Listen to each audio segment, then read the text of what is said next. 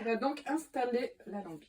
Au fond de celui-ci, on met la plaque Attends. qui permet de ne pas cramer les plantes. D'abord, donc on a dit 3 kg de verveine. J'écrirai tout ça dans la description de la vidéo. Autant Là, on 3 va kilos, styler. c'est un peu, par rapport à ce sac, c'est le volume qui va rentrer dans un alambic de 50 litres en cuivre. Il a la particularité d'être riveté et les joints se font à l'huile de lin en fait derrière.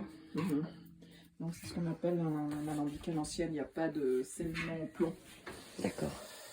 Et ensuite, on met les plantes pour la cuve.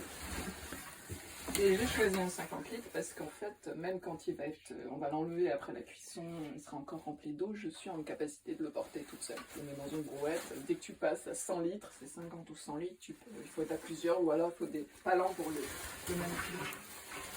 C'est pas très pratique.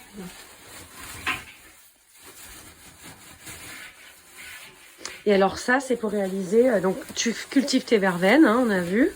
Oui. Tu vas les récolter. Et après, là, tu nous fais quoi comme décoction? Alors là, la préparation, c'est de l'eau florale ou de l'hydrolat.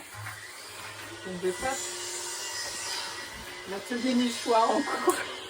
C'est pas grave, les gars.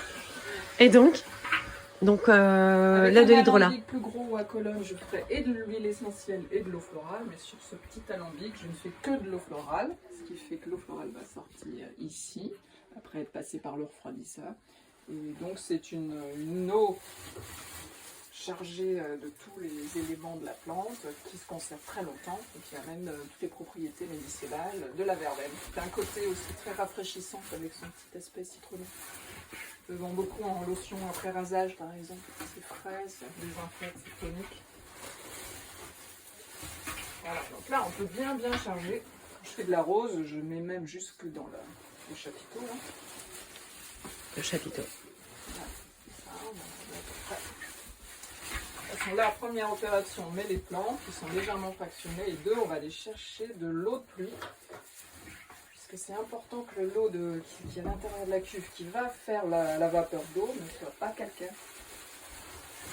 Donc, comme je disais, c'est bien d'avoir une eau de source peu minéralisée, ou bien encore mieux l'eau de pluie.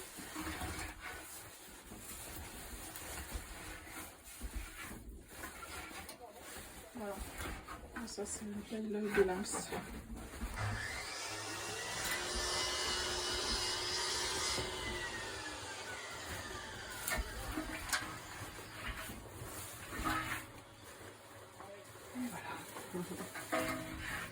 Ok, donc ça, c'est la première étape. Je récolte et je mets. Oui, sachant qu'il y a des options, comme je t'expliquais, de pré-séchage. Sur certaines plantes, on va pré-sécher. Sur d'autres, on distille très frais. Hier, j'ai fait du géranium rosa. Je l'avais fait pré-sécher dans le séchoir pendant 2 jours pour enlever de l'eau. Ce qui charge la plante en huile essentielle. Et là, sur de la verveine ou de la rose, on distille directement. Chaque plante a une manière d'être distillée particulière. On la prend un peu plus c'est ce qu'on appelle. On met avec les feuilles. Ok. Allez, on va chercher l'eau.